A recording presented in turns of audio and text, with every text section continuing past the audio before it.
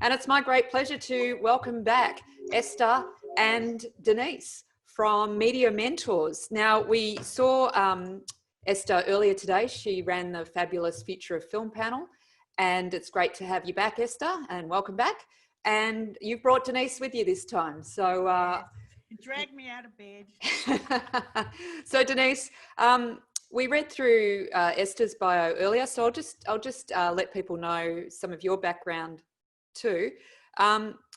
You've worked as a journalist and a producer and executive producer around the world, and in jobs like as the head of factual and head of current affairs at the ABC and head of production and development at SBS. And you consult for international companies. You binge watch everything, which is probably a lot easier now with things like Netflix, including drama and documentary to factual and reality TV shows. And you've run courses for the BBC, ITV, ABC, SBS, NITV, TVNZ, and RTE. And your career highlights was discovering and nurturing talent, commissioning shows like Choir of Hard Knocks, executive producing shows like The Games with John Clark, and making Eurovision Australian for SBS. And you say you bloody love television.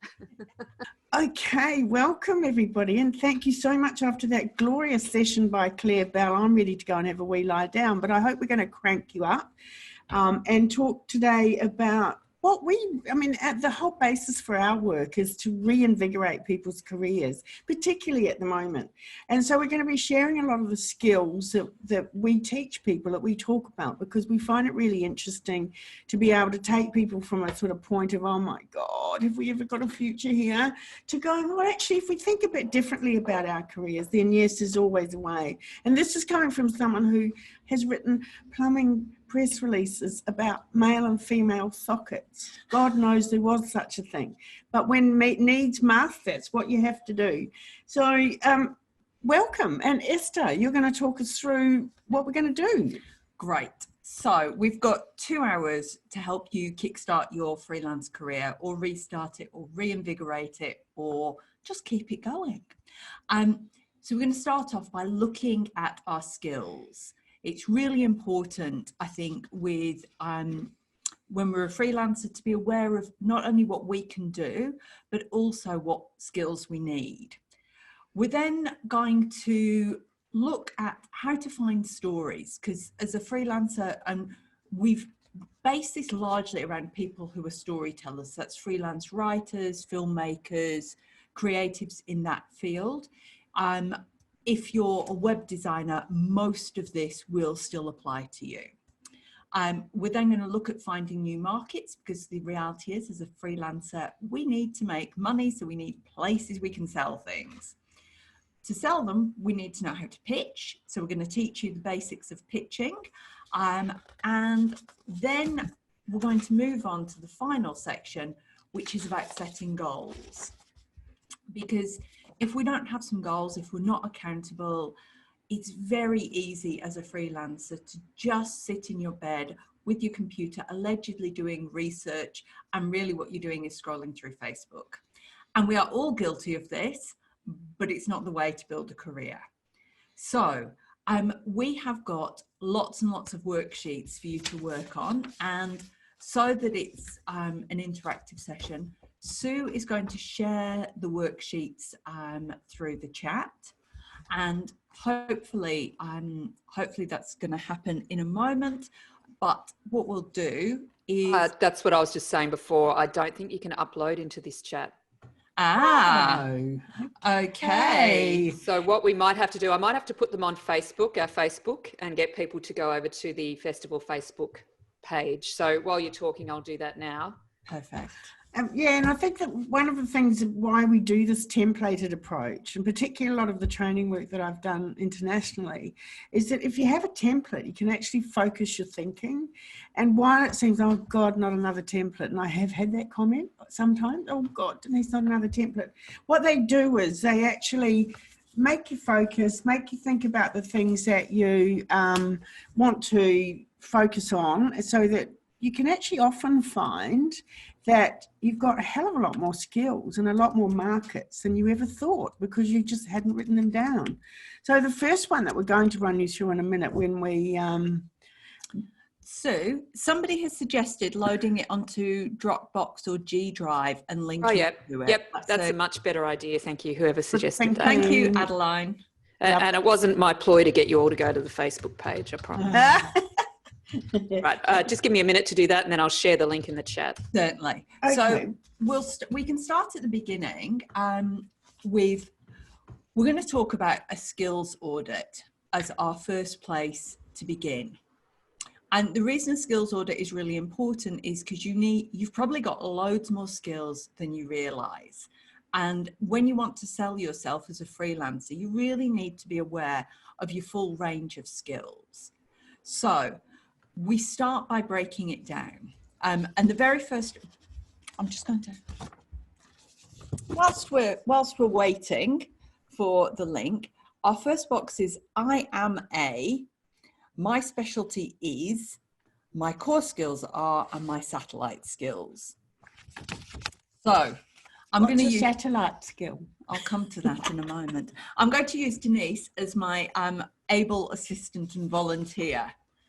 So the I am a. Now, most of us as freelancers don't have one title.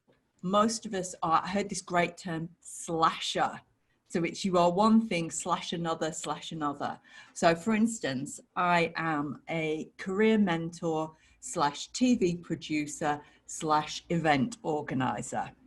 Denise, what are you? Oh God, they heard a lot of it before, but I think of myself firstly as a journalist and storyteller, because that actually has informed every part of my career, regardless of where I've been. Producer, of course. Mentor, yes. I guess leader, because I've had to lead big teams. And also I like to think of myself as a motivator. So it actually means that all of those skills come together and offer me a lot of diversity. Oh, and I definitely a journalist first and foremost. Great. So hopefully you can pick, we'll pick one of those titles to go through. So if everybody who's involved in this would like to tell me what they are, chuck it into the chat. Tell me whether you're a writer, a journalist, a storyteller, a web designer, whatever it is. I'd love to know what you are. Marketing person. Oh yeah, comms. Comms, whatever it is that you see as your first and key skill. Yeah. Hello, graphic designer, journalist. Nice. Web content creator, perfect. That's a really good one, Kathy. One. Yeah, that's such sustainable designer. Oh, wow. Writer, storyteller, web designer, comms, facilitator. Wow, what great people. Spatial and analyst. Wow. Oh, educator, campaigner. Nice. Oh, copywriter. Novelist. No, oh, I love novelists. I've never done that. I've tried. Never worked. Proofreader, great one. Okay, so take one of those titles. Denise, what are you picking? Journalist. Journalist. All right. Now, my specialty is, or my specialties are, your specialty is the thing that you have extra knowledge about. What do you have, either from your life experience or your career experience, that gives you an area of specialty? So, Denise, I'm going to guess, call me crazy here, yours is going to be TV. Yes, it is actually. And the visual in TV these days means content creation on all sorts of platforms. But I do love the visual form. I've been a little bit seduced by podcasts recently, but no, visuals all the way, television. Yeah. And your history, your CV would make, if I was an editor looking to buy an article from somebody, I would look at your CV and go, you know what? Yes, you do have something that most people don't. You have a good selling point. What is it? A unique selling point? Well, yeah, and I mean, and that led me to my latest and my most recent experience in journalism, which was writing for the New Daily as their TV correspondent for 18 months or so, and that was absolutely what got me in the door, because I had insights that people don't normally have. Excellent. The first worksheet is now up and running. So your core, we'll keep with you as a journalist. So your core skills, these are the headline skills that a journalist has. Fact checking, writing, proofreading, and nosy, because I'm busting to find new stories, and I think that's crucial. I think that just drive to find stories to tell is a really core skill of mine. Yeah, nosy. So let's put nosy as a core skill. Okay. Because that asks you, and then that demands that I need to know why and how, and so who, what, why, where, when, but it's totally nosy. So from nosy being your core skill, your satellite skills are all the smaller skills that link to that. So for instance, nosy might give you satellite skills of, let me think, interviewing. Yes, because profiling people. Yeah. I mean, and researching people. I mean, research is actually the favourite gig. And if I'd been able to be a head of research somewhere, that's probably what I would have done, but they don't seem to give people those gigs. So, Kirsty, absolutely spot on. Your specialty, sustainability across all design platforms. It's real. That I'm taking it that your background gives you that speciality. So then what are your core skills that you can market, and what are your satellite skills that we can kind of build from that? If you are struggling to think of your satellite skills, Google other people who have your job title and see how they sell themselves, and then write all your skills down. You don't have to be an expert in something. Sometimes your skill might be you're quite good at it. Yeah. Yeah, that's really interesting, because when you break it down like that, it then leads you to think about other places you could take those skills. Like with the interviewing, because I started out as a journo, and the interviewing has allowed me to go and do sessions and train people, because interviewing people has led me to have confidence in being able to do that. I remember, like, when I first started out, I was terrified at the idea of talking to somebody, and the thought of actually interviewing them paralyzed me with fear. And once you overcame that, the world was your oyster. Now, Kathy, that's a good point, how you differentiate a satellite skill from a core skill. And look, there is no hard and fast rules. The idea is that your core skill is something you're amazing at as an overview, and your satellite skills are all the little parts of that. So you could say that interviewing is a core skill if it's something that you do day in, day out, or you could look at it as it being a secondary skill. And really, the language and whether you place it as a core or a satellite isn't, look, it's not the be all and end all. The most important thing is that you have a big list of all the things that you're good at, all of your skills, so that you can then go out and sell that to people. Yeah. And I think that this is just a very brief introduction to what we're doing. We'd love it if you take it away, spend half an hour later, just write down everything about your core skills and satellite skills, because it will lead you to thinking about, oh my God, I didn't think I could do that. I didn't realize. And one of the exercises we often get our clients to do is exactly that. Sell yourself as a producer, but I'm not really, I'm a camera operator. No, but you do produce. So how do you work it out? So it's about pushing yourself to think of things that you hadn't thought of before. Yeah, and to think of yourself as multi-skilled and more skilled.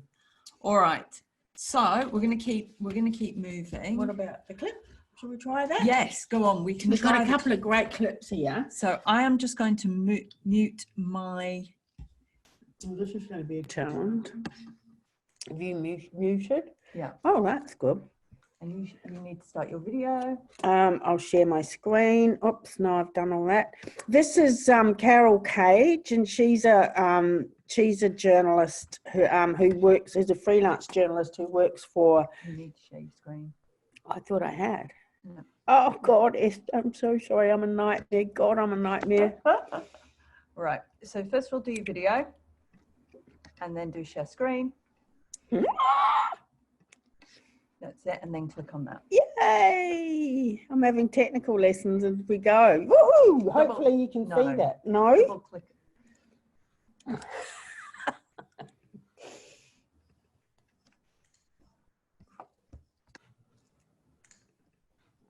Oh, what have I done? I'm so sorry. That bit I don't know. Oh, yay!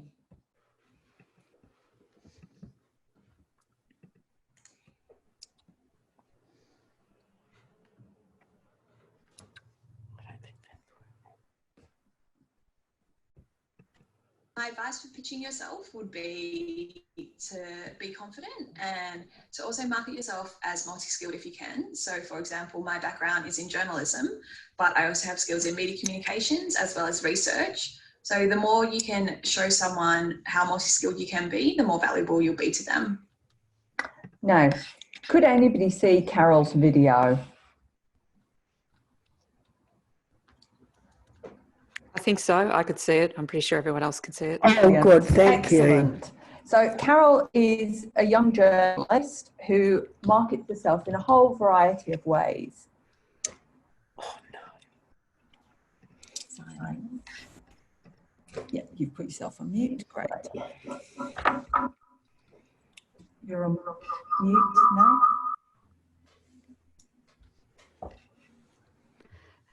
It's the beauty of technology, yeah? Oh, we look like Bodgy brothers, don't we? I'm so sorry. Luckily, our mentoring is a lot more than around how you can work out webinars. Okay, so the next bit, you know what? Forget it. Yeah, I think it's not, it's too hard. Okay. So the next point about being a freelancer is it's about your personality. Do you want to turn the video off on your...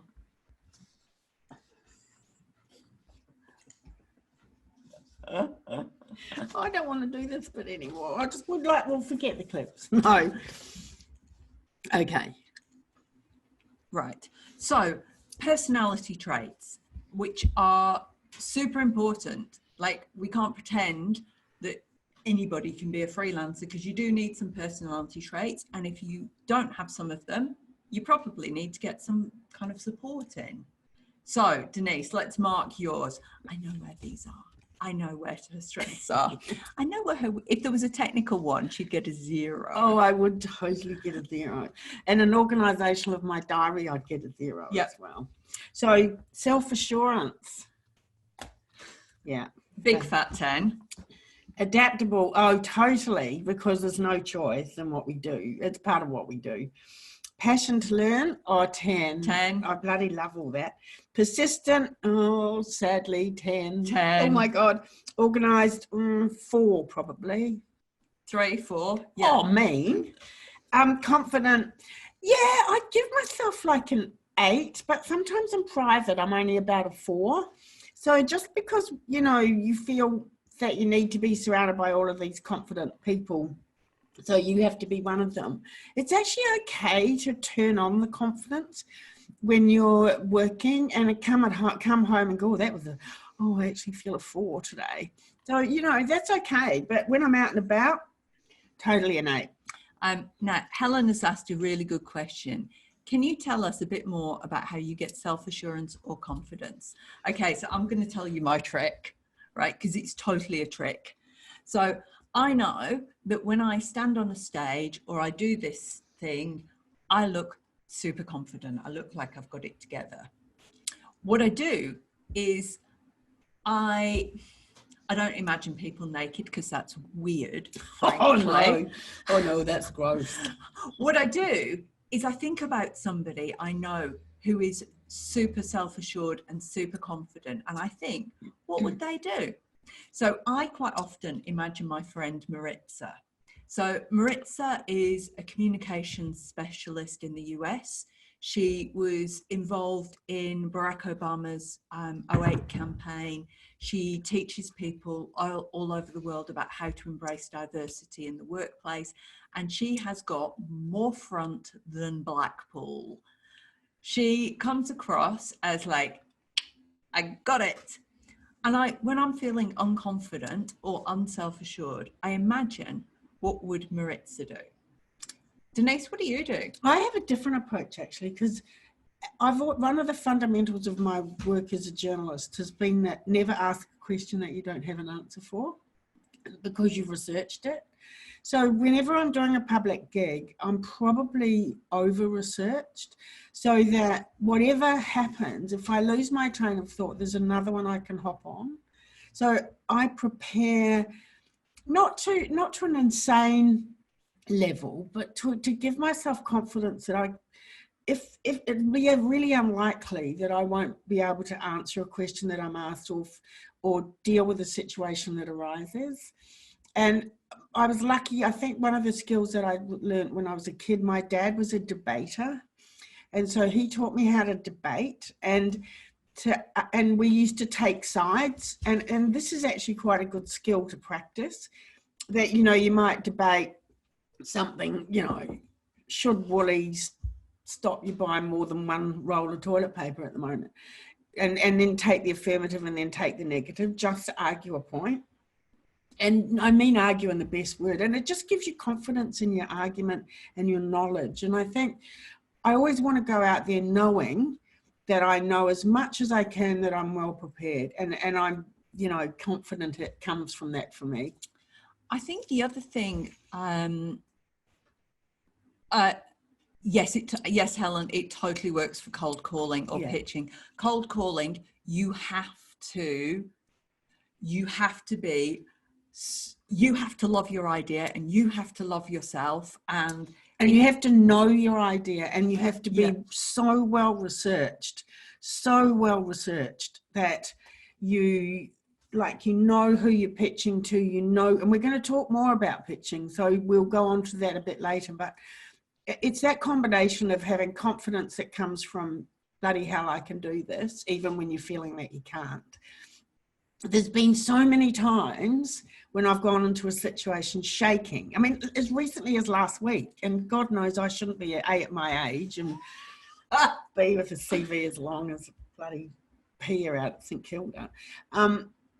But I think that gives you a bit of adrenaline when you're a bit fearful too, and that's really, you know, great. Yeah. But we'll talk a bit more about pitching later. Yeah, and Linda, I think you're spot on. It is about having a professional persona.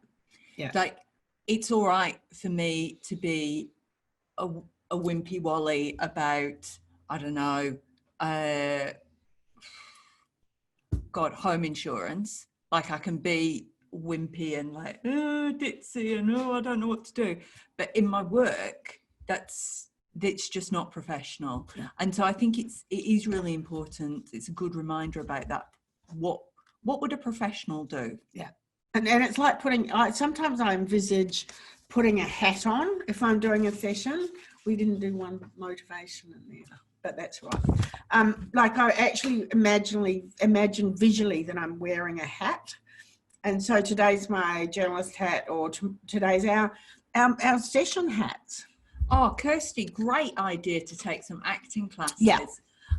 Somebody I know did improv classes for exactly that thing. Yeah. They do not have an issue anymore. No, that's great. Now, the final part of your skills in terms of being a freelancer is you need some business skills. You are, as a freelancer, a business. I am Esther Corporation. You are Denise. And so you need to think, do you have the skills? Can you learn the skills? Do you need to outsource it?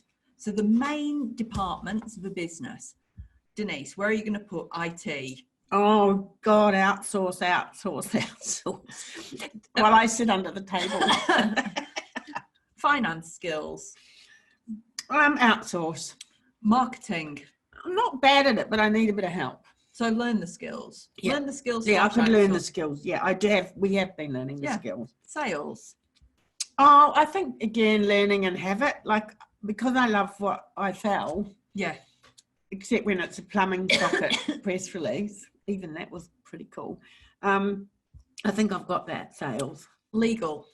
I'm not bad on legal because as a journalist, that's been a fundamental of my training, and also running the departments that I've had, you've had to have pretty good legal skills, but there's still times when we go out and source legal advice on setting up a contract that we might need for specific suppliers. So buy-in is need to there. Business development. Oh, I love that.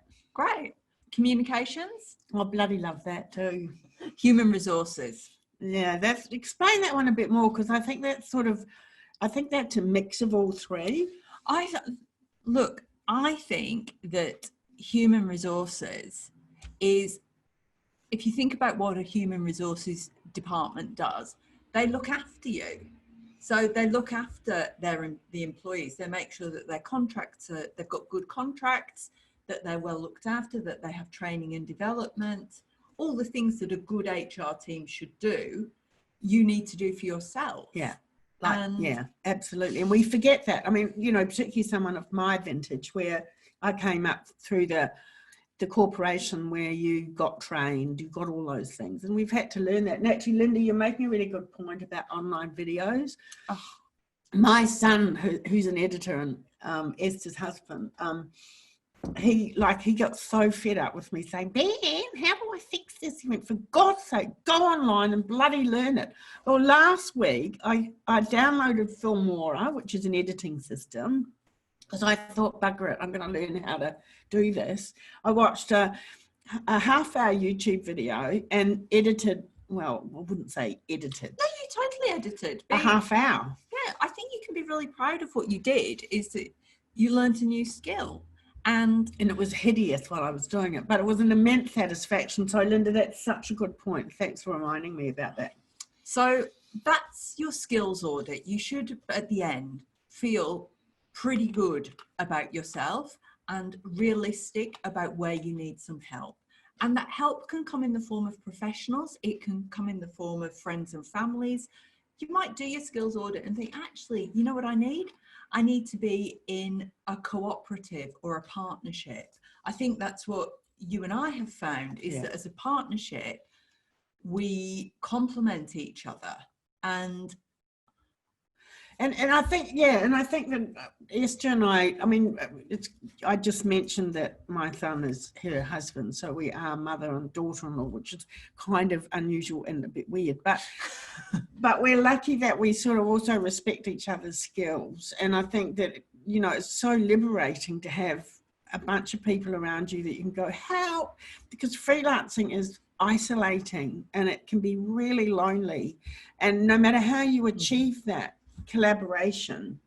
And so when you're filling out your skills, don't just write down how that you need to learn them or that you're going to outsource them. Write down who's going to teach you, how you get them, where you learn from, and remember that. And I think, again, this is why this template will be useful to you later, because you'll be able to go, oh my God, I could ask so-and-so. I didn't think of her. She's really good at that. Yeah. And then in return, she'll probably ask you something. And so it goes.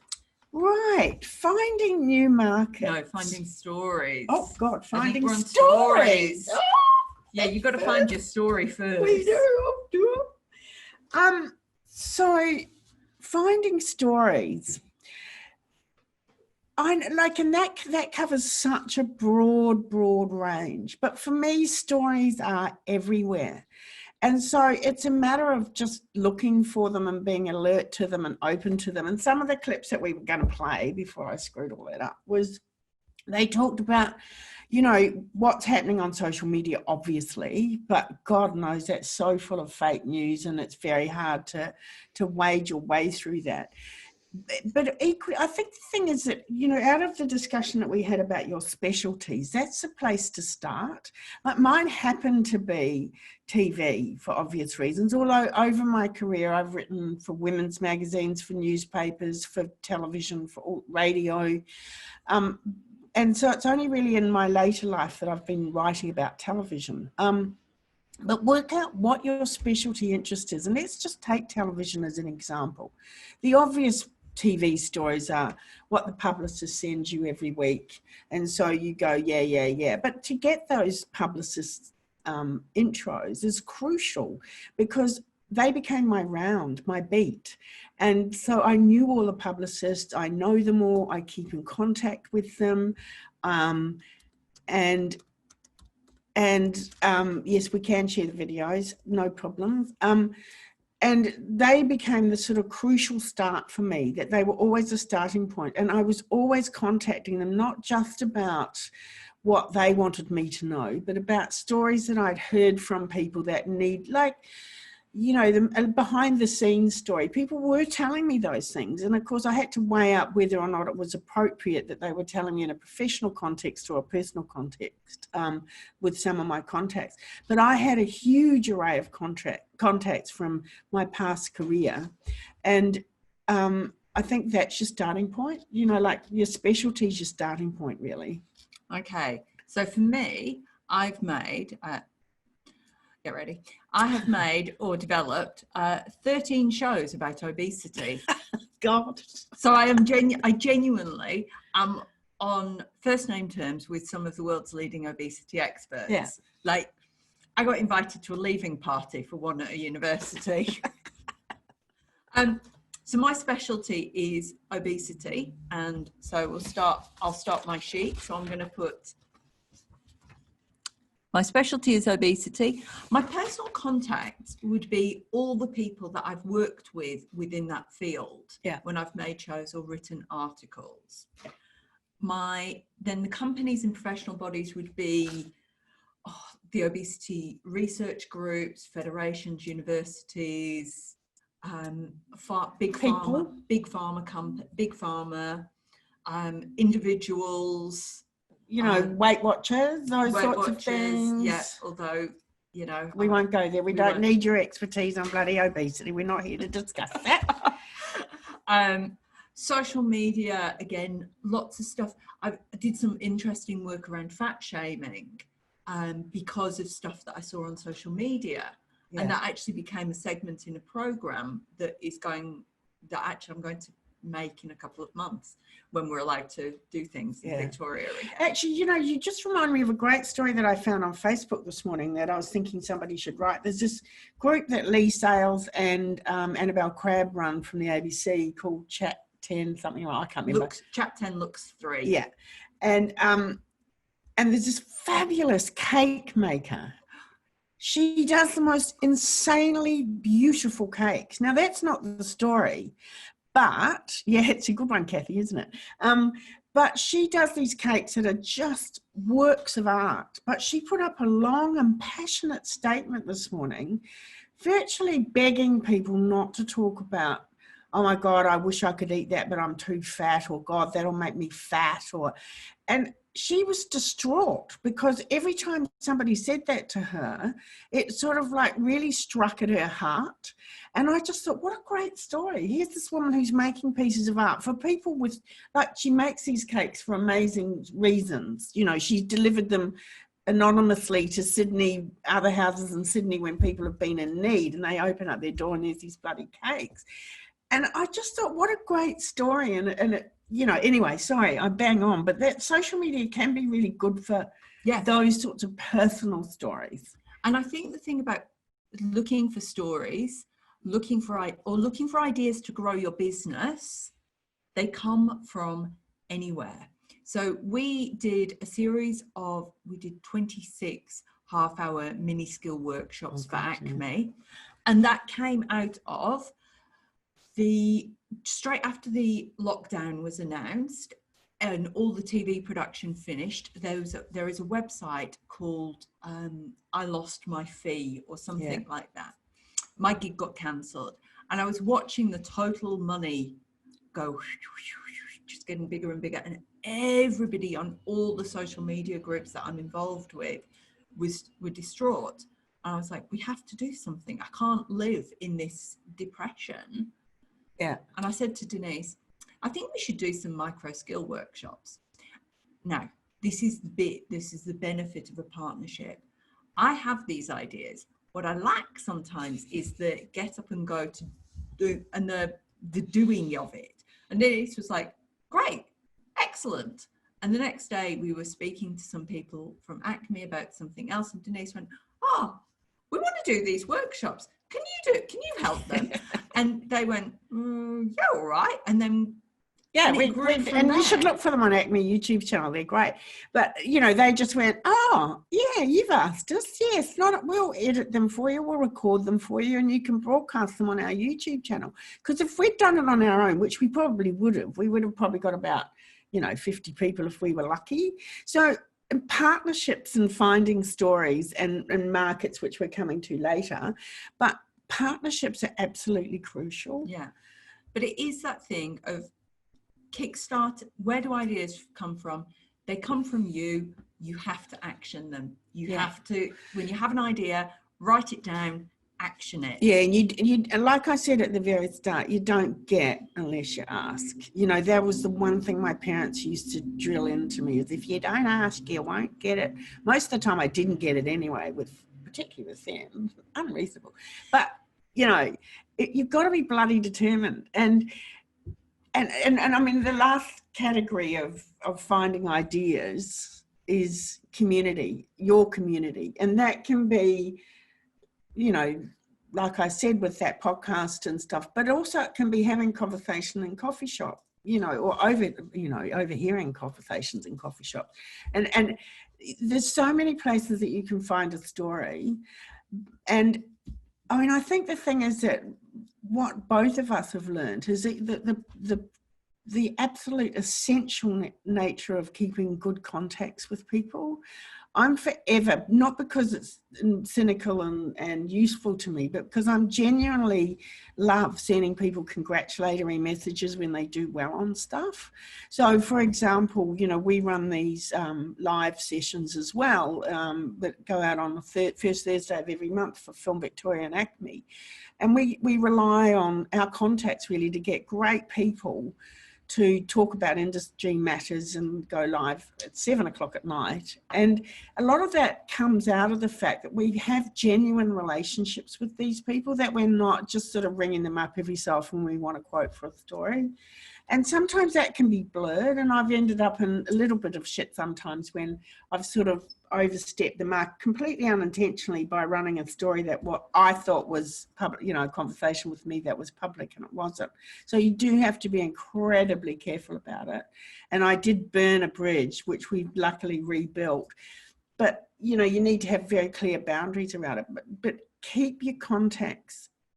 Keep in touch with them, because then they'll come to you with stories. But I mean, I'm sure a lot of you as journalists will know this, but I think it's one of the biggest tips that we can give. Any other questions about finding stories before we sort of move on, because it feels a bit surface that. I tell you what, let's move on to finding new markets. Yeah, and feel free to ask questions, but also use that template for yourselves, because out of all of this, we want you to these are an introduction session really to things that you can do for yourself. We will take a little break at 1 o'clock. 2 o'clock. Or 2 o'clock, I mean, to have a little, go for a stretch. But before we do that, let's talk about finding new markets. Thank you. You'll see that we've put down a whole bunch of lists of things that are possible and for your customers. And when we set up this business, the first thing that we sat down and did effectively was write a little marketplace brief about what we could do. And I think that's the same when whatever service you're selling, you need to know your marketplace, and then you need to know how you can expand that market. We're on the Finding New Markets worksheet. Helen, it looks like that. Current customers, new customers. So what we're asking you really, Helen. What we're asking really there is you write down all your current customers. And we started, even with this business, we already had a lot of current customers that we hadn't really realized that we had, that we knew lots of people who were needing guidance in their careers, needing workshops. We ran a conference last year and the year before we set up this business. So we had a lot of customers through that. but until we sat down and actually wrote down our list of customers, we didn't actually realize how broad they were. Yeah. So if you sit down and write down your current customers, yeah, and then think about with your current customers, can you sell more to them? Now, for some customers, if you're a website designer and you've designed somebody a website, you can't sell them a whole new website, but you might be able to sell them developments. And so the woman who designed our website every so often will email us and say, hey, do you want to add on a blah, blah to your website? And sometimes we say yes, and sometimes we say no. But what she's doing there very carefully is going for the low-hanging fruit. We already want to buy from her because we like her. Yeah, yeah. Yeah, and also, I mean, you know, it goes without saying that current, even like with the website example is a really good one. And our website designer was, you know, so busy that she actually didn't need that or want that. But we would have been referring her left, right, and centre because she was such a delight to deal with. And, you know, again, it's sort of, if you like picking the brains of your current customers about other markets that they may think of, and all, yeah. So for instance, I'm looking through the list of jobs that people have. So, you know, writer, copywriter, you're writing for people, can you write more for them? Yeah. And then once you've exhausted your current customers, and you might find that you don't really need to do much more, but if you do need to go and find some new customers, yeah, this is the next stage. Yeah, yeah.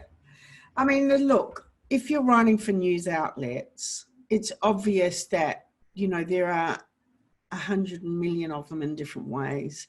And, you know, there's the obvious ones like the big newspapers. Of course, they're going to be the hardest to get in.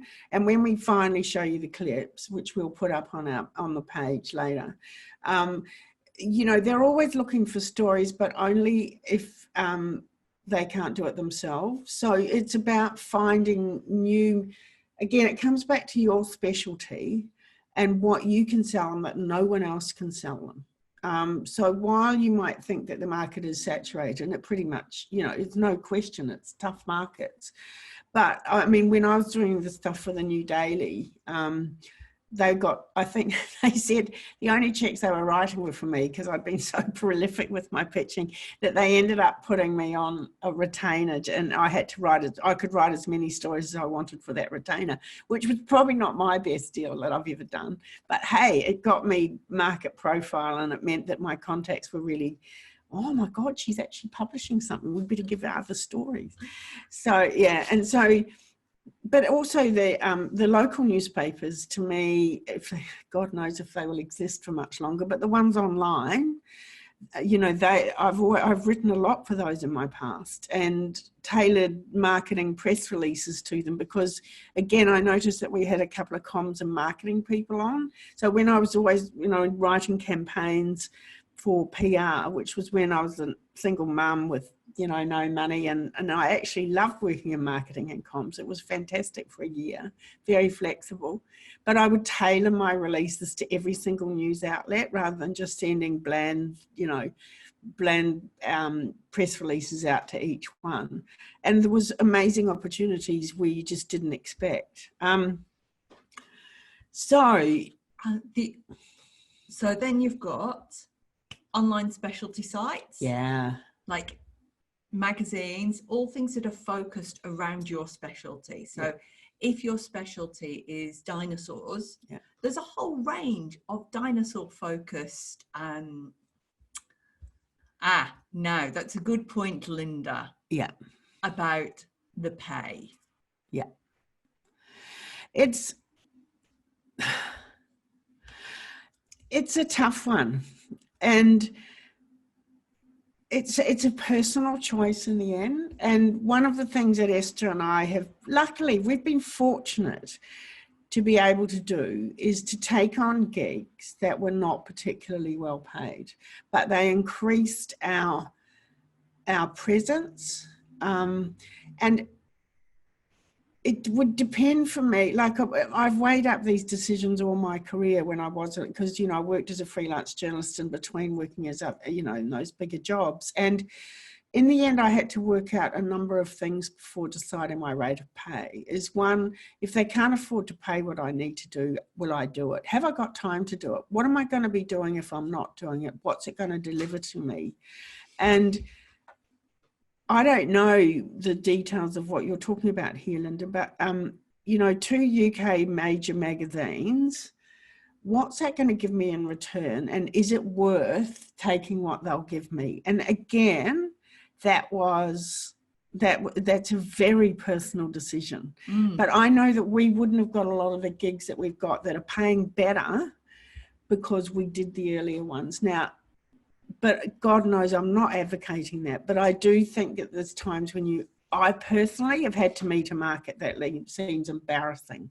And you know, even my retainer on the New Daily, if I'd done a story by story one, they wouldn't have been able to afford it. And you know, you have to decide what's important to you. If you've got something else that will be paying you better, that you would be doing at the same time, then sure. If it's going to be of no benefit to you, then don't do it. But personally, I've done gigs, and we're doing gigs. Yep. Luckily not this one. We're very happy with what we've been paid. Thank you. But, you know, there are times when we've bitten the you know, the bullet and taken a lesser thing. It's tough. It is. Negotiating rates of pay is always, negotiating rates of pay is always something that's hard, and you have to, you decide what your bottom line is. I mean, the other thing is personal circumstances. I can tell you that as a yes, I will. As an unmarried single mother with no income, sometimes nothing, a little bit was better than nothing. And that got me through. And so, okay, that's not a great answer. And we know, you know, and all of that. Another question here, corporates. Yes.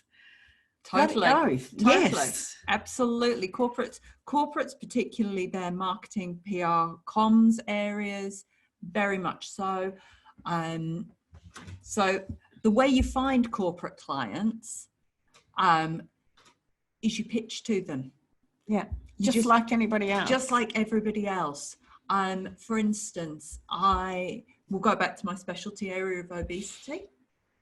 So I might pitch a series of articles to Noom or to Weight Watchers around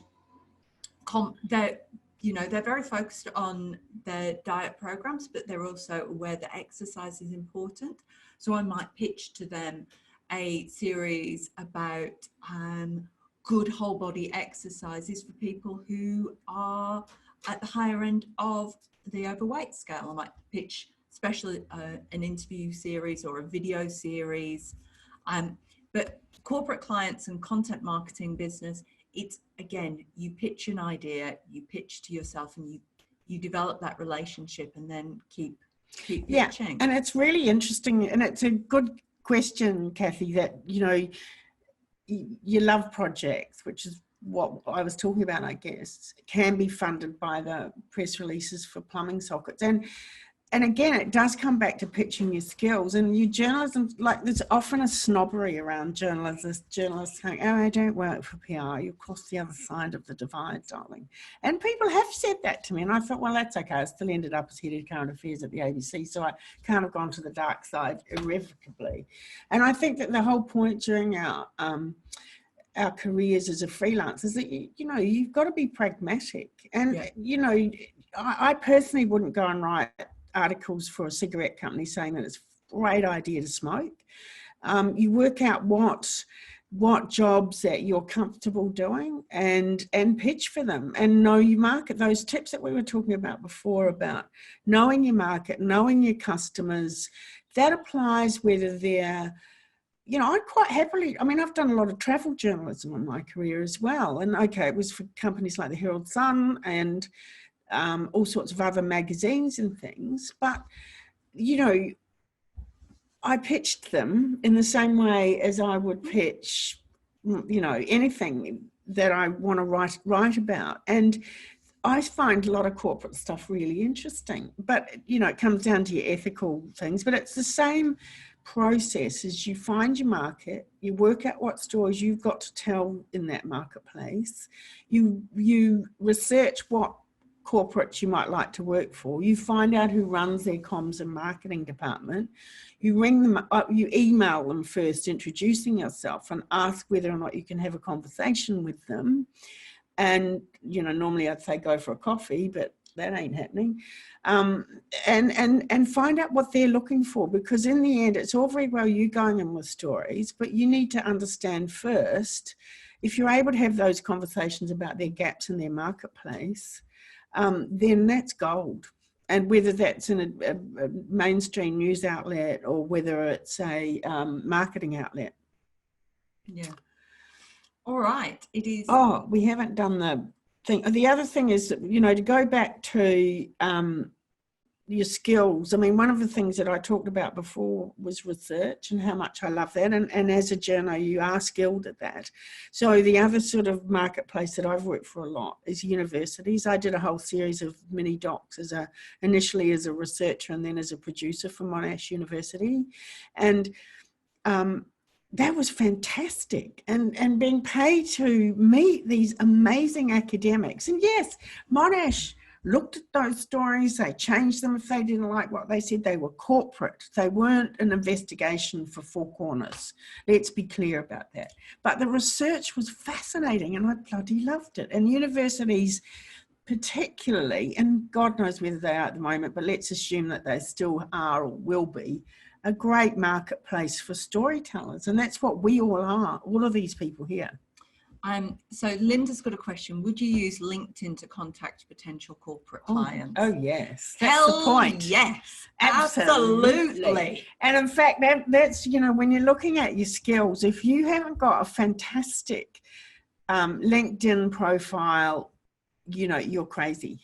I mean, and I don't know, I maybe got 1,500 people on LinkedIn at least. And I use LinkedIn because I really like LinkedIn because and when people ask me to be, contacts on LinkedIn, I kind of don't take the plumber from Minnesota because I don't actually think that's going to help my business.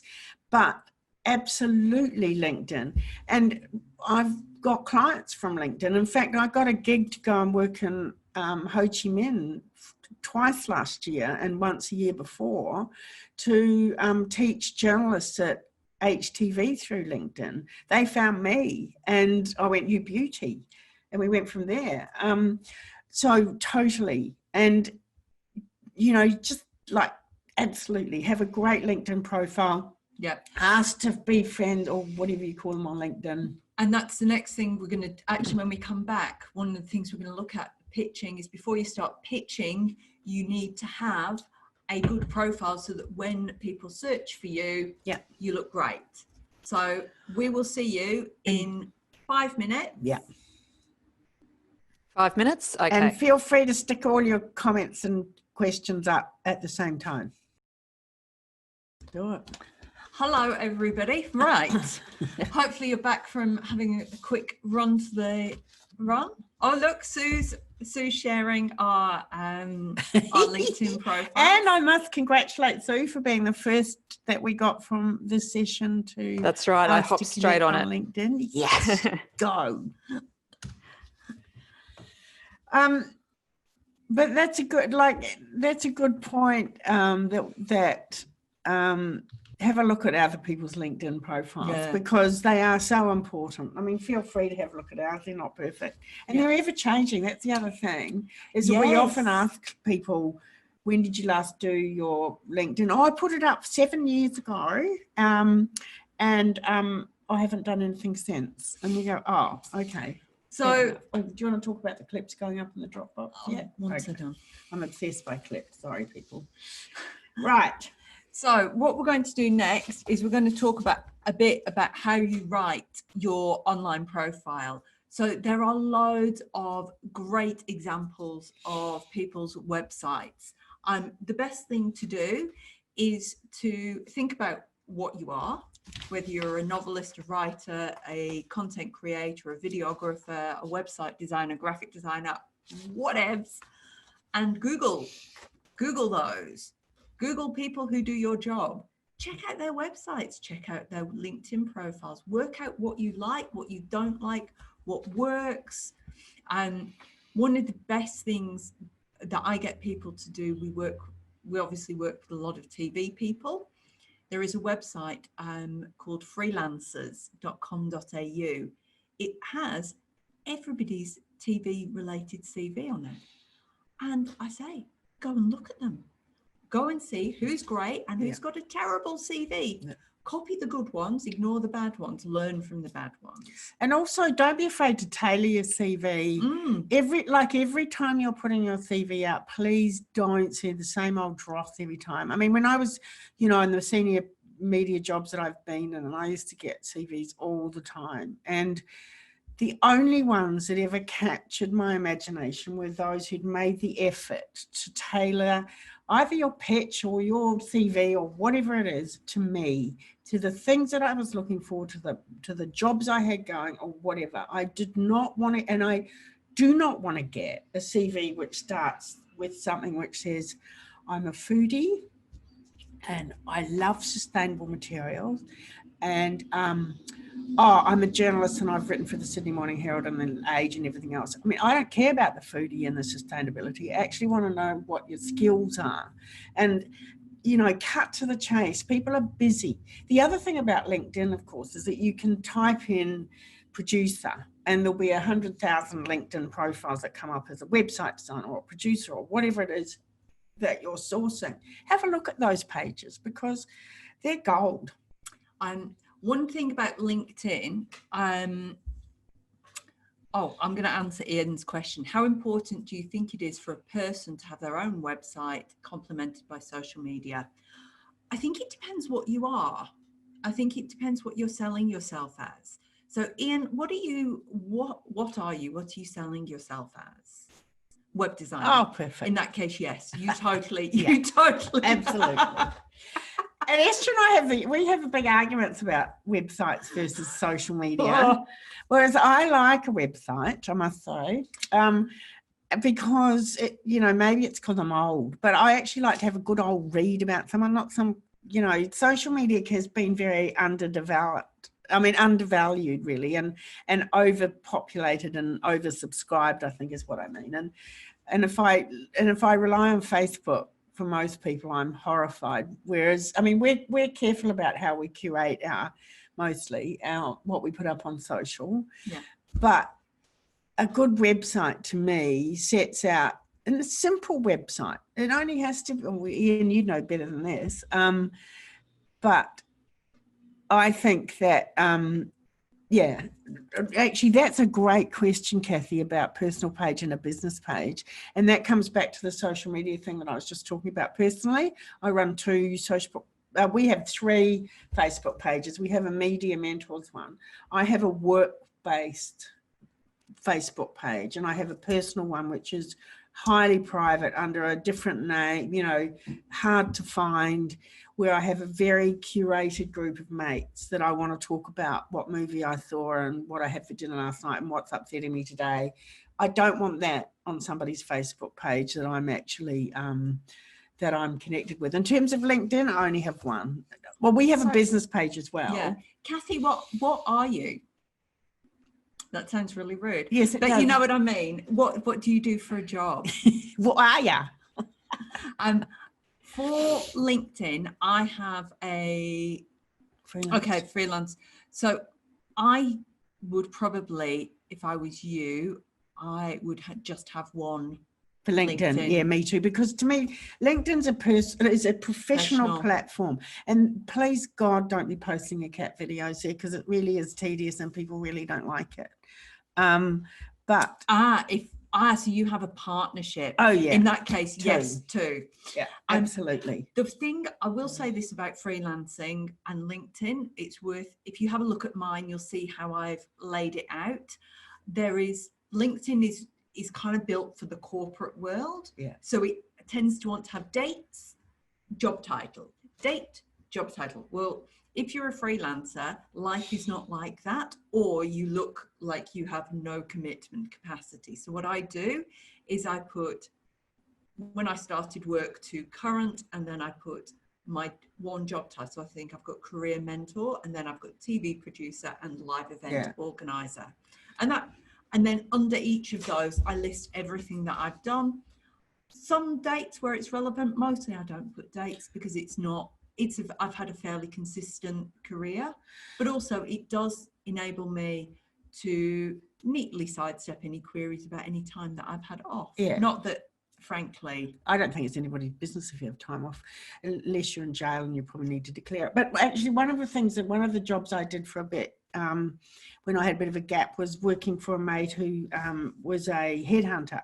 And so I got a premium LinkedIn and was working with him as a headhunter. And in the end, one of the most valuable things that I learned out of that was which terms you use in your LinkedIn profile, so that when they found me from Vietnam, they typed in, trainer, news, experience, TV, and all of those titles, all of those descriptors were in my LinkedIn page. There are really good sessions on LinkedIn online. In fact, LinkedIn does loads of really great. And so have a check, but the descriptors are really important, and the first page are really important. Your first statement, and never be ashamed about, but mine says, looking for work. We're always bloody looking for work. We're freelancers, for Christ's sake. Sometimes we say no because we've got too much work, but I never ever not have up there that I'm not looking for work. And so, Kathy, to clarify, I would, given that you have a partnership, which is your business, and your personal, as in you as a human being and a freelance journalist and a content creator, I would definitely put energy into both of them in the same way that I put energy into mine and Denise, mine and Media Mentors. I quite often write longer posts on Esther and then share them on Media Mentors. And the reason I do that is actually because the functionality is better, not for any other great reason. And you've got different contacts. This is for you. This one. I know, this is Linda. How far back do you go with your profile? Oh Christ, I think I stopped mine at about. I stopped it at Beyond Productions, and so that's about 2000, I think. So. Yeah, I mean, God, they don't want to know that I was a cadet journalist on the Taranaki Herald when I was 12. I mean, that's just irrelevant. And the reason I was stopped there, I just felt that gave the people a range of the sort of stuff. Because I'm a bit of an unusual beast, I accept this, because I've got a whole bunch of different things in there that show a whole different skill set, because I've had a parallel career in training and in management. And at one point when management, after I'd been 8 years in senior jobs at ABC and SBS, I went and worked as a runner for the London Olympics for Foxtel, making food for the crew and because I was so fed up with the bullshit of television and management and all of that stuff, I just thought, I can't do this anymore. And so I blagged a job as a production runner, which was paid about $12.60 a year, and went for the best 6 weeks of my life. And that led me into a year of catering for TV productions. And I would never have swapped that for the world, because I learned so much about what other people outside of our world do in their personal and private lives outside of, did you see that last night? No, I didn't watch it. What do you mean you didn't watch it? It was like on television. And they go, yeah, I went surfing. And, those sorts of things, and they add to that flavor of who I am. So, I put that on my LinkedIn page. I called myself a producer though, because I was producing Alan Jones in the morning. Whoever said that in public? Now, we're very quickly going to, so one of the key things about your website or your company page, whether it's on Facebook or it's a website or your LinkedIn, is you need to have a personal statement. Now, everybody hates writing personal statements. everybody the world over hates writing personal statements, but you have to do it. You have to do it because when we're a freelancer, people are buying you. If you're a small company, they're buying a kind of fluffy story about your small company. Like, people want to buy because you care about what you're doing, not because, well, it was this all working at Coles. Like, so I have some horrible questions. Which we're going to do. They're really horrible questions. We want you to do them too. So scribble down some notes. Here is the worksheet. Pick one of those to answer. I'm going to make Denise do it as well, and I'm going to do it. So it could be something memorable about yourself, something you're proud of in your work. The hardest one, this one's awful, 5 words to sum up your life's purpose in relation to work. What do you like about yourself in relation to work? Yeah, this is all professional. This isn't about whether you make good cookies. Yeah. Where are you going? Yeah. Where do you want to go in your work? So, and what we're going to do is we're going to give you 5 or 10 minutes to just do 5 minutes to do this, because then we want a whole smattering of replies and responses on that chat thing that we've got there. And we're just going to do ours as well. Yeah. So I'm gonna start off. Well, do you know what worksheet number that was? So Esther, do you know what worksheet number that was? Use if I was going, I would say I would make sure I said this if I was having an interview in the UK for more of a light entertainment. So I once helped Piers Morgan to steal be $5,000 worth, or not steal, acquire $5,000 worth of suits from wardrobe.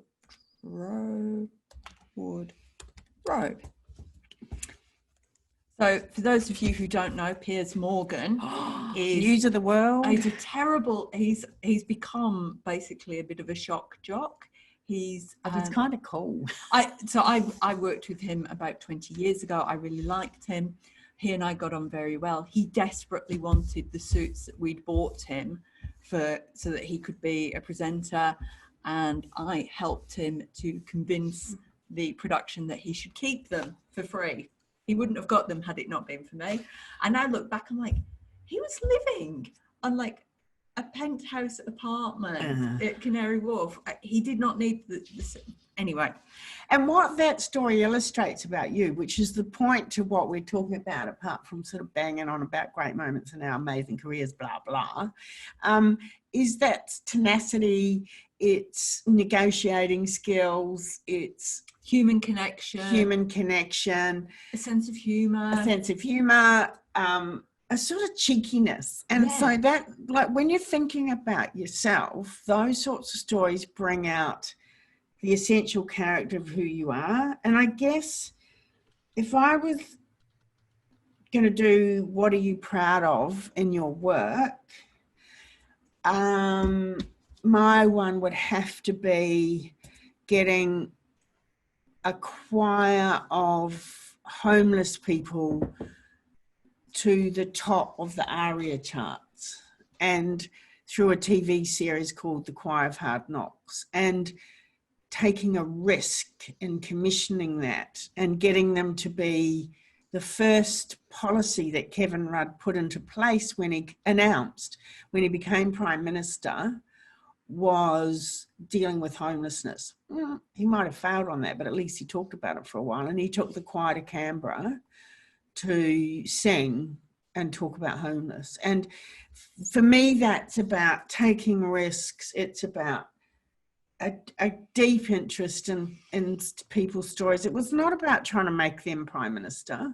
We didn't try and change their lives at all. But that is very much the essence of the sort of stuff that makes me tick, about taking on challenges. I remember at the commissioning meeting at the ADCs, that when I was head of factual there, they went, "Are you mad? Who gives a stuff about homeless people singing? They won't even be able to sing." I went, "Just watch me, just trust me, it'll be fine."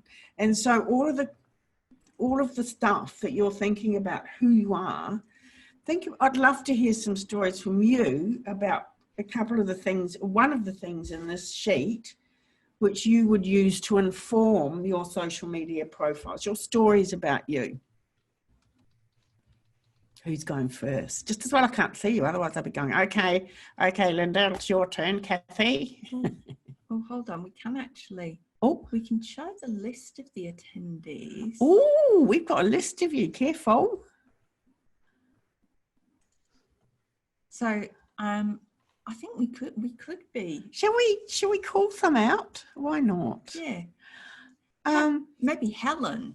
Yeah, Helen. What about you? Which one have you chosen? And what have you written? Do you want them to talk or type in the chat? If Helen's typing. Oh. Anyway, I tell you what, why don't we move on to pitching, because that is the last bit of the day. Anybody want to chip in here? No. I think they're very shy. Oh, goody. Oh, Kathy, we love you. Oh, yay. Oh, my God. Here we go. Kathy Anderson. My highest profile interview was Matt Damon for Elysium.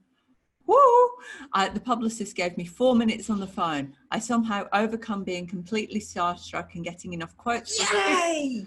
I have developed a knack for making impossible things happen. Bloody love that. That's your LinkedIn story. Yeah, because now, Kathy, what I think about you is that you're tenacious and smart and charming and quick thinking. Like, it makes me want to, and also I'm like, I've got a question for you now, because straight away I want to know what Matt Damon was like. And like, I love the fact that you overcame, because I can imagine that, because some of the people I've interviewed in my, my own life is, oh my God, I don't know what to say, I just accept, I love your work. And so, I mean, 4 minutes is bloody amazing to talk to anybody. So, Helen, brilliant. I interviewed everyone from Paul Keating to Johnny Depp. Great. Because it makes me want to ask you questions about that. Yeah. And yeah, that story about children in detention centres. I mean, again, it shows the range of who you are. Oh, I love that. I can talk to anyone. My degree in counselling, perfect. Yeah. Perfect. Because that's the other thing that we haven't really talked about, but sort of comes into your satellite skills, is what other skills have you got that are informing, that you can use in that way. That's brilliant.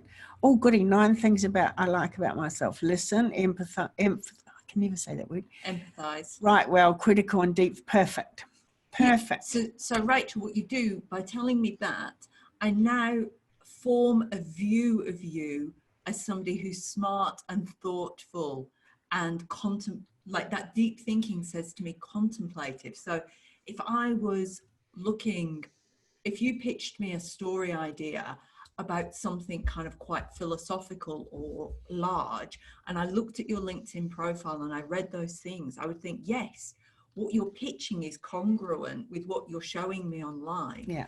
And that makes me trust that you're going to deliver it. Yeah. And that's so important when we're pitching to people we don't know. Yeah. And Kathy, experience, learn, empathize, service, change. Like, I feel like you're dynamic. Yeah. Like yeah. I get a sense of you being like cracking on with stuff. Yeah.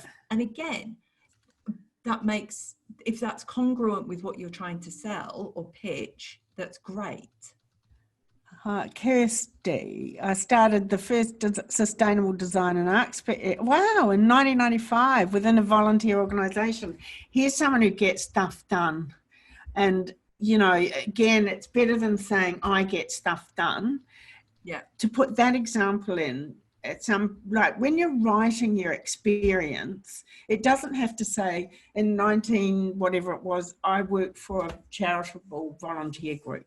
What it does in 1995 is I started a sustainable, festival, and that I get stuff done. It's brilliant. Oh, Nick, oh my God. That's brilliant. Like, that's such a good one, because that's about you connecting with young people. So I think of you now as being dynamic. I also think about the 32 nationalities and how flexible you must be to be able to do that, how interested in people you must be able to, because I go back to like running a course in Vietnam with, one nationality and let alone 32, and trying to create a piece of work which engages 230 people that's amazing. I'd love to hire you immediately if I was reading that. For all sorts of different things too. It's great. All right, let's get on with pitching. Oh no, one more. One more. Oh my God.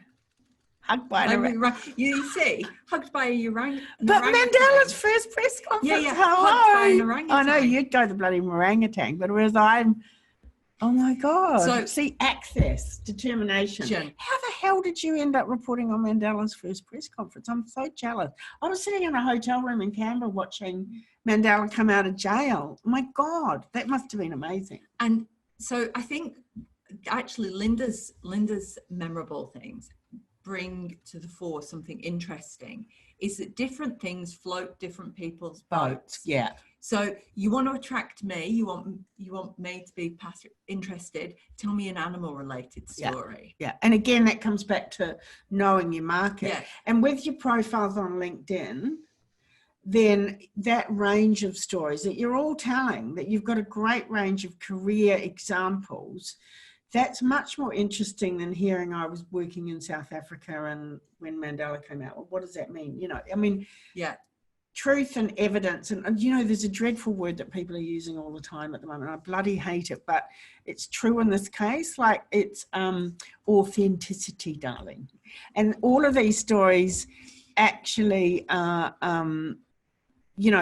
proving your authenticity. Oh my God, perfect. You're a correspondent for an American newspaper. Perfect. Yeah. God, what a great group of people we've got here. That's amazing. Love it. Oh, we could talk all day about this, but we're not allowed to, are we? Pitching. How do we pitch? Oh my God, I love pitching. Do you know what? I'm always keen on it. So how I have pitched, oh my God, I can't even think how many things I have pitched in my life. I have pitched hundreds and hundreds and hundreds of things. And I have pitched stories, I've pitched films. I can tell you that an awful lot of them don't, particularly in TV, it doesn't happen. Oh, and in newspapers too. There's a high degree of failure. Yeah. And part of that is, and we're putting all the clips up in a minute in a Dropbox that we're going to send you the link to so you can have a look. A Google thing. Yeah. But we did some sessions on the YouTube, on the Acme YouTube channel too, that are interesting on this. I think as someone who's pitched shows for years, as well as, I'm sorry, I've got a bit of asthma happening here, and pitching drives me insane. You go for it. So,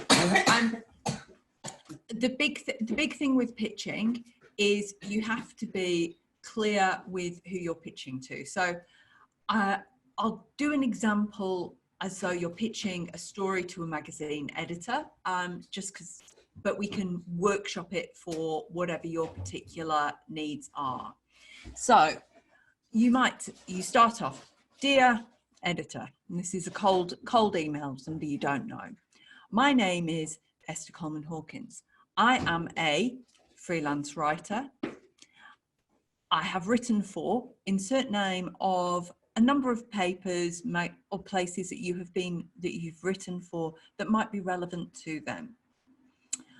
I'm pitching you an idea for and state clearly where it's going, why their audience might be interested in it, and then tell them the idea. And your idea should, align. If you can't communicate your idea in one line, you probably need to tidy it up. And then, would you like to discuss this further? Thank you. Now, if somebody says no, that's okay. You still got the idea, you can rework it, maybe take it somewhere else. Lots of people I know always have plan B, C, D, E if they love an idea. Yeah. Personally, unless I'm totally in love with an idea, if it doesn't go in the first 2 places that I've pitched it, then it wasn't meant to be. And it might well come back later. Yeah, I say goodbye to it for the moment and I move on to the next thing. People saying no to me in a work context about an idea, a program idea, or a story idea, it is not about me. It's about the idea and what their needs are. And so it doesn't dent my confidence because it's not. Yeah, I think that's right. I mean, I think the thing is that what I learned early when I went to a production company where Beyond Productions, where we relied on successful pitches. The first pitch I wrote was for a TV series with John Clark about men's health.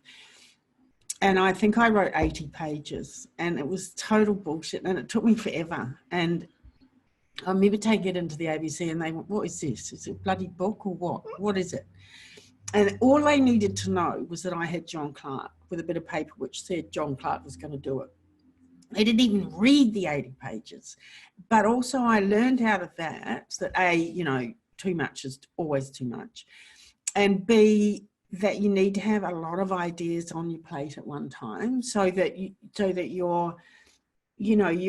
always got your next one of that, because and you can't become too attached to them. And working as a TV exec for all those years, and it's the same working in newspapers, that you get this sense of people coming in, I've got this amazing idea, nobody's ever had it before, and you go, actually bullshit, I had it last week, and did you not see that we actually ran that show last year? Or we've already covered that. And so pitching's tough, but again, it comes back to what's your idea? Why should they buy it? What are you offering them that the staff writer can't do? And it's like pitching yourself. You've got someone who's taken and hundreds of pitches in my career.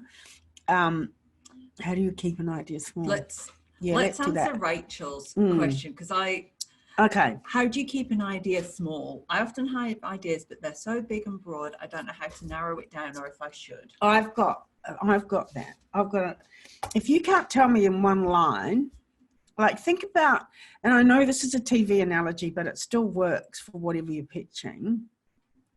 Think about it as a TV guide listing, if you like. This week Michelle's going to, jump off a cliff to see whether or not she has got the mental and physical strength to do it. That's a big story. Yeah, that's log lines. That's exactly what that I'm proposing. It's a log line. If you can't sell me and make me see that idea in one sentence, and it's not going to happen, and a one sentence on the mental and physical capacity to jump off a cliff is like, so what?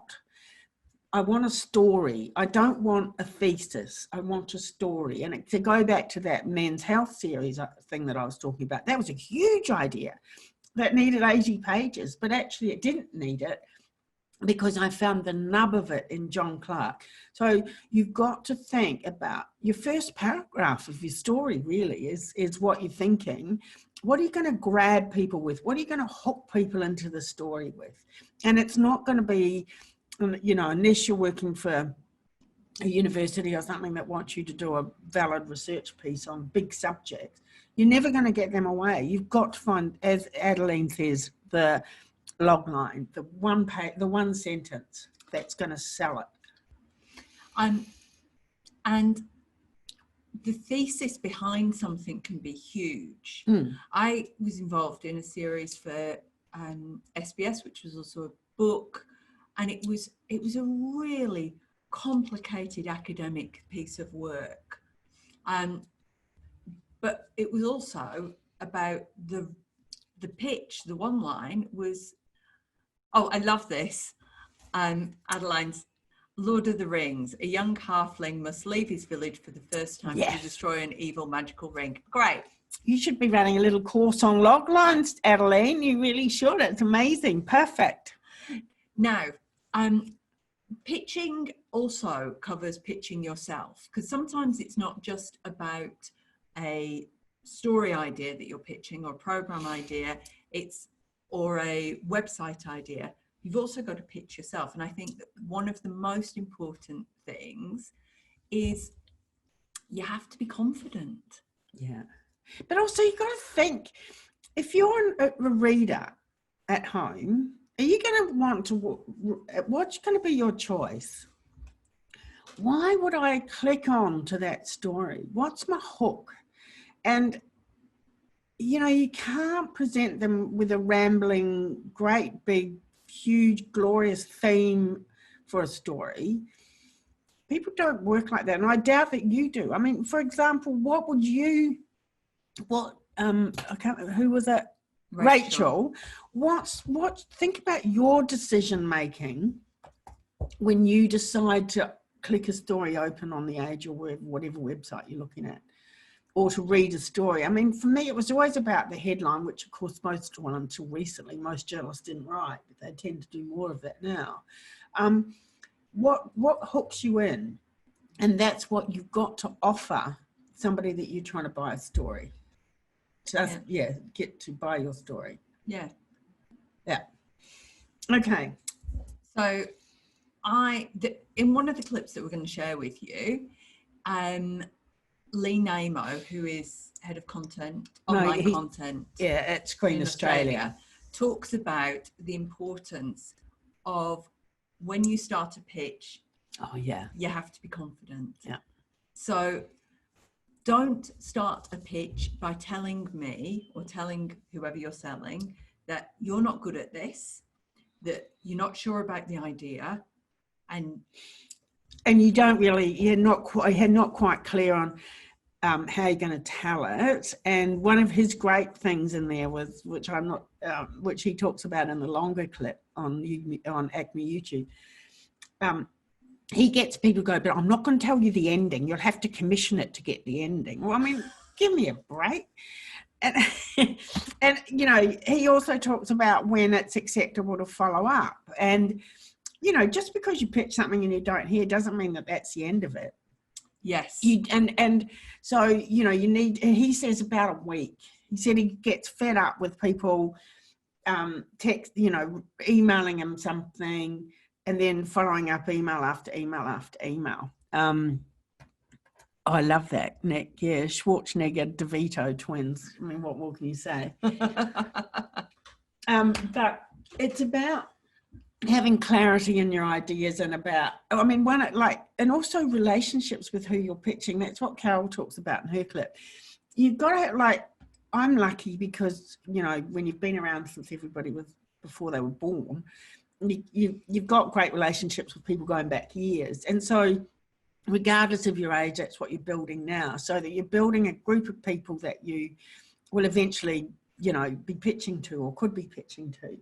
And with Adrian Swift at Channel 9, and I was working for an Israeli broadcasting company called Keshet, who had this sort of catalogue of about 10,000 ideas. And so I made an appointment to go to him, and I bought him cakes and we had coffee and we put our feet up on the desk, and I went, do you like this one? No, I hate it. Do you like this one? No, I hate it. Oh yeah, that one's not bad. And so that sort of relationship and even when I was writing for the New Daily, I was able to go to them at the start of the week and go, this is what I've got. Do you like any of them? No. And go and deal with it. Yeah. And people say no. It's not bloody horrible though. Yeah, but you're a hard nose. No, you know what it is? I have worked in development. Oh God. For TV development from on and off for most of my career. So I've done it for 20 years. I reckon I couldn't do that. In development for TV, 1 in 100 ideas will get commissioned. And you can't, if I got emotionally engaged with every idea and was wounded by every idea not getting up, I'd be lying on a sofa drinking gin, sobbing. Mm. So I have to just take a fatalistic attitude to it, which is that if it's meant to be made, it'll be made. And if it's not meant to be made, it won't. There are moments where it has been supremely annoying supremely annoying that stuff hasn't been commissioned, but I've always had a plan B. And that comes back to it, you know, and going back to the Beyond story, you know, in the end, I sort of we were constantly developing new ideas, and I found I got a hell of a lot of shows up because, you know, I was going, all right, then we'll pitch. And it wasn't like going into someone's office and actually saying, do you want this or this or this? That's very rare. But you then realise that there was plenty of other markets for different ideas, and that you had to keep going and finding markets, looking at what they wanted, delivering what they needed. And that's, you know, that's pitching. But we have to do our last session. We do. We've got our last thing, which is about goals. So, yeah, the biggest thing with being a freelancer is this worksheet. It says goals at the top. I think it's worksheet number 7. Could be. It is worksheet number 7. Well done. So the biggest thing about being a freelancer is you have to do stuff. You have to take action. Everyone who is self-employed. So there are some people who are naturally not suited to being freelancers and to being self-employed. And that's okay. That's fine. My oldest friend in the world, who is a teacher, could not be, she couldn't do this job for a whole variety of reasons, but largely because she hates. She can stand in front of a classroom, she can do what's required of her, and she does it brilliantly. Does she want to keep pitching herself? Absolutely not. No. She likes that kind of structure of a job. I love not having the structure of a job. But you sort of create, as a freelancer, you create your own structure of a job. And I guess that's what we're sort of talking about in the last, you know, moments of the session, is that you create a different structure. Yeah. So that doesn't mean by not having, like, we work quite carefully about, you know, they change, but we have days where we know, like my mentoring day is a Thursday, our business development day is a Monday. And we set out our week. And, you know, one of the big things is to always, at some point, whether you're working on your own or you're working as part of a cooperative or a collective, is that you start out your week knowing what you're going to do, because otherwise you'll end up doing nothing. Yeah. And so this is where goals. Now, I love a goal. Denise? I like lots of different goals. I think lots of different goals are good, but... Yeah, but then I'd lose focus. Yes. Yeah. I admit that. So basically a goal is quite a kind of, is a big target for you to hit. It's not a specific action. So for instance, my goal is to increase our social media profile. And so I will do that by a variety of actions. And the really important thing with the goal, and I'm sure I'm teaching you all how to suck eggs here, but the most important thing is you have to make it measurable so that you can know when you've done it. And accountable. Yes. Accountable. Measurable, accountable. It's really important. If you don't know what you've got to do and how you'll go mad. You'll go mad and you'll never. Well, you won't. I mean, you'll just stay on duvet. I mean, COVID's been perfect for that, because if I'd ever needed a reason to stay in bed, that was COVID. And so, you know, like, we have to set our goals, and what we're asking you guys to do, it's why don't you give some more examples, because it might be a bit confusing to go, where do I start? So, all right, you're better at goals than me, so you do this first. All right. So the first thing about goals is you have very short term, kind of slightly longer term, and a big goal. And you should redo them regularly. Yeah. So this week's goal, what am I going to do this week? Sell 3 stories, or is that too specific? It's more about I'm going to increase my market share. Okay. I'm going to increase my yeah, all right, we'll do that. So this week's goal, I will increase my market share. Yeah. And that is measured by selling 3 stories. And then once I know what I'm selling, so then I need to break that down into how am I going to do it. And coming up with 3 ideas or whatever, yeah. Yeah. Yeah, okay. So for me personally, this week's goal is I am going to increase our social media profile. And my measurement is I'm going to increase our followers by 10% on Facebook. Right? So Good luck. Then I've got Awesome. so I've now got a clear number of followers that I'm going to try and increase our Facebook friends by. And I've got a time frame, so I'm going to do it in a week. So by next Tuesday, we are going to have 10% more followers. I could do for a challenge. So there's a couple of ways of phrasing goals. So I love this. It's so cheesy, but I really love it. Moonshot and roof shot goals. Denise is What? Okay. So a moonshot goal is one that's almost impossible.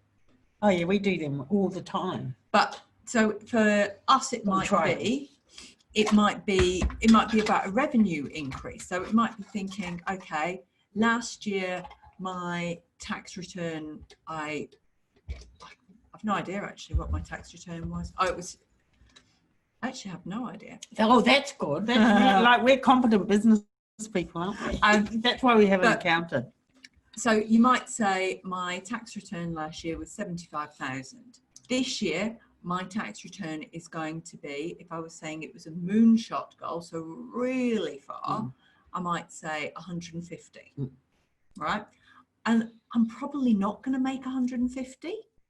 But I might, by having that as a focus and stretching for that, I might make 120, which I haven't reached the goal, and that's okay. You don't have to reach a goal, but I'm done a damn sight better than my 75. And if you hadn't had a goal at all, you wouldn't have, I might have just bobbled along at 70, 75 and been like, oh yeah, about the same. A roof shot is one that's a stretch, but you're going to get it. So I might say last year my turnover was 75. My roof shot goal is 90. Yeah. Like I'm probably going to, if I put some effort in, if I put some focus, I'm probably going to get it. But it's not unfeasible.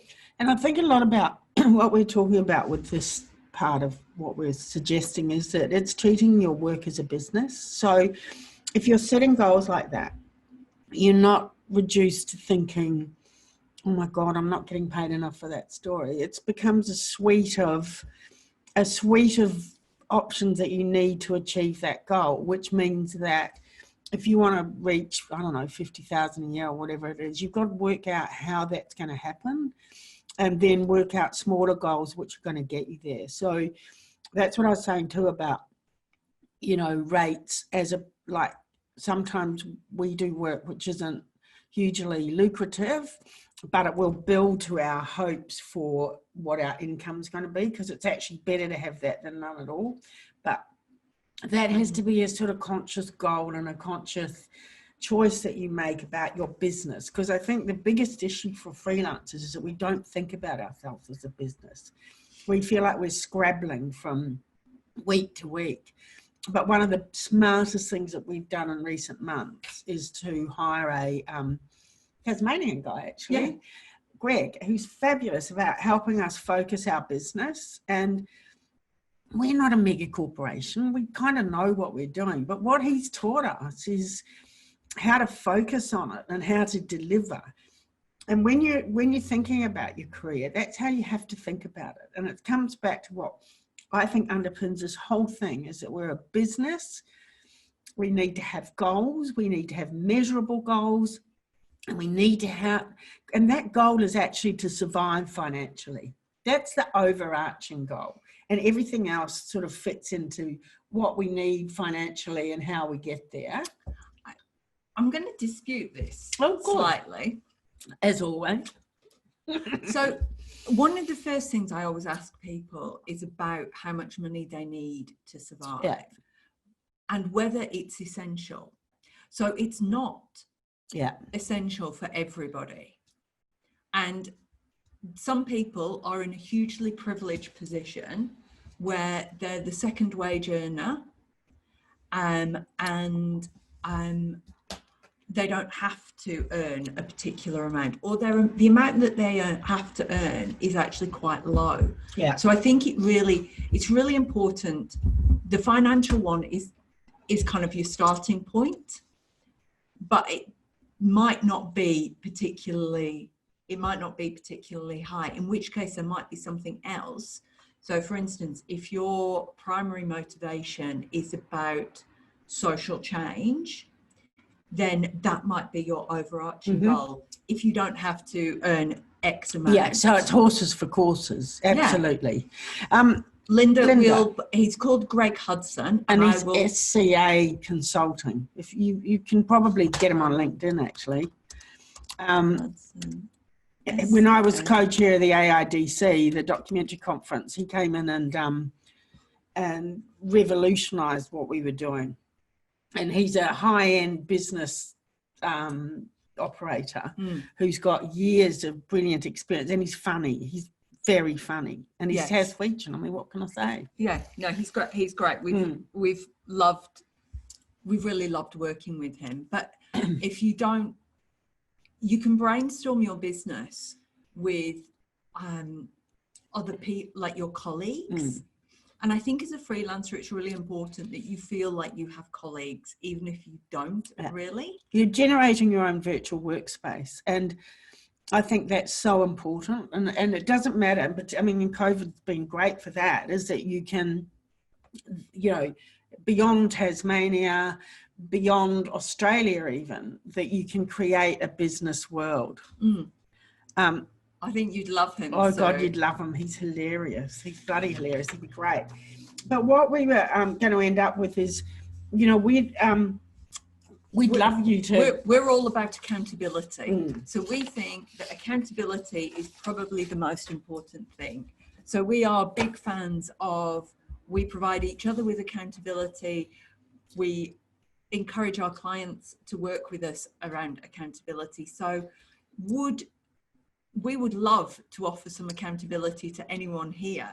So if you want to fill out form number 7, either completely or just with a single goal, or you can tell us your goal that you're going to achieve this week. Put it up in the chat if you feel comfortable with that, and then contact us next week to tell us that you've done it.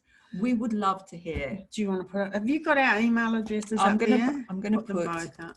Yes, yeah, because like, it is accountability, because we can all sit here and we can have great chats and we can go, oh my God, I'm going to go away and do that. And then this time in 3 days ago, oh, I went to a conference, didn't I? Oh God, yeah. Oh yeah. So I'm going to put my week's goal is to increase our social media reach, and I'm going to buy 10. Where's my percent? I don't think there is one. Oh, there, no. Anyway, write it out. 10%. Oh, there it is. By 10% by next Tuesday. All right. So there we go. That's my goal. Feel free to email us next Tuesday to see. And actually, I'm going to post on Facebook. Yeah. I'll do a post on Facebook. On our Media Mentors Facebook page. Please like Media Mentors Facebook page, because then it will help me. And LinkedIn, please, ask it. Yeah. And while we're doing shameless promotion, because we're really happy to be involved in this festival, and actually, we're gutted that we're not in person with you. But we would also offer Launceston Freelance Festival 20% off our normal rates. So if you want to have more mentoring, or some session, chat, get in and tell us that LFF code, and we'll give you 20% off. That's shameless plugging, isn't it, Susan? But I know, God, questions. Would anybody love to ask us any final questions? We've got about 4 minutes before we wrap it up. Yeah. So yes, anybody who has... Oh, we're going to do the Dropbox thing, aren't we? Yes, I will do that. I will do that. You remind people to do a goal. Okay. So what's your goal going to be, Denise, actually? I know. My goal, because I'm, a good part of our business at the moment is panels. And so my goal is to find kick-ass people for our next panels. And I've got to do that by next Tuesday because we've got a meeting. And so, but trying to find the topic for the panel, we're getting all of the big screen agencies to join us on a panel, and I've got to find out what the hell it is that we're going to talk about. That's going to be interesting and not, bore everybody rigid. So that's my goal for the next week, and it really does take up a lot of my brain power at the moment. Oh my God, Esther, you've done it, did you? There we go. Funny you should say that, Kathy, because this is something somebody said to me in my earlier career, which I absolutely poo-pooed. It's completely right. Is in my long and tedious experience, is that women generally seem to be better at focusing on getting shit done, and actually, as opposed to stepping back and thinking about the world that the little shit fits into. And I've had to learn that, and it's been a tough learning curve. But yeah. Hey, oh God. Okay, so Helen, how to kick yourself up the backside if you get rejected? Don't be mean to yourself. You don't need to kick yourself up the backside. Move on to the next one. Yeah, like you're not being rejected. Your idea is being rejected, or your business is Yes. It's not you. People still love you. Your family, your friends. You're still a great human being. So it's not about. You need to stop thinking about your ideas as being you. And it's about wearing your pitching hat, and then keeping your pitching hat on until the rejection or the acceptance has come, and then even if you.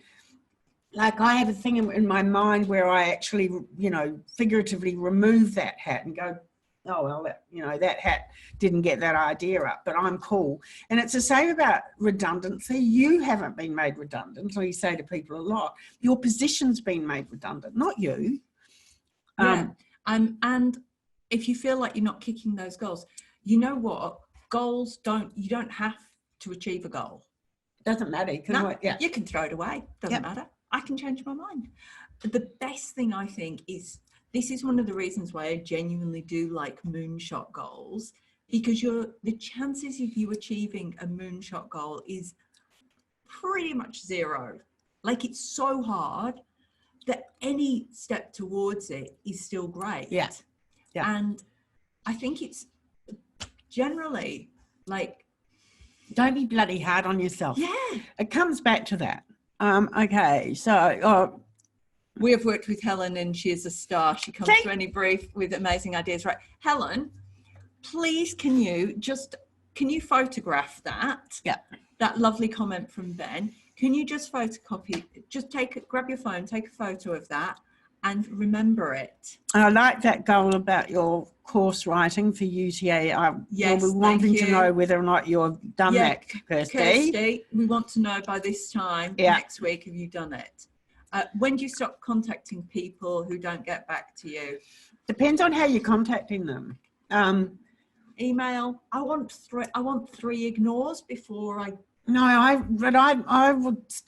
would go differently to that. I would actually email them one more time saying, you haven't heard back, look, I'll give you a call in the next few days to have a chat, because we are so and set it out in an email. Don't just cold call, although I have. People are busy and they actually lose focus on they might, like I've been in that position, and I felt really shit when people have said to me later, oh my God, you didn't ever get back to me. Oh my God, and I really like that idea too. People are busy. Don't assume that it's personal. Yeah. They've just got other stuff on their mind. Rachel, making 20 minutes in the day each to work on an aspect you've talked about. That's your measurable aspect. What's your actual goal? Yeah. Is it to improve the business by improve your business? Yeah. Is it to feel better about yourself? In which case, take stock of yourself and go from there. Hold on. Oh, sorry. So Rachel, think about your overarching goal. Like, what are you hoping to achieve by doing that 20 minutes a day? Yeah. It's 3:00. We better stop, because otherwise Sue is going to just cut us Right, off. she will. She'll just shut us down. Cut us. No, I won't, guys. You got your headphones in? I don't think you heard me when I was. Can't hear Sue now. No, just put your headphones in. Oh. If someone wants to put here, I'll type that in the chat. Put your headphones in. Headphones in. Wow, that was amazing, wasn't it? I don't know about you guys, but that was such a great summary, really, of what we've been doing over the last 3 days. I mean, we've looked at sort of aspects of pitching, and we've looked at aspects of marketing and being a freelancer and, you know, getting contracts. And I think Esther and Denise just sort of tied that all up really nicely and gave us some goals to achieve. And I'm going to go think about some of my goals after this. Sue, I think after all the work you've done organising this festival, I think your only goal for the next week should be having sleep. Delamere wines is what I think your goal is. Oh my God, I know. Pinot, have another one of them. Woo! But for those of you who didn't do the drinks package, we did have a drinks package from Delamere Wines, and we had the winemaker talk on Sunday. And it's just the best sparklings and wines in Australia. And we were having a talk about opening up a wine club. So maybe the Freelance Festival can be the wine club for the Delamere wine. They have their own wine club, but I just mean in future, for the future, you should have one here. But thank you very much, Esther and Denise. That was brilliant. Lots of great feedback.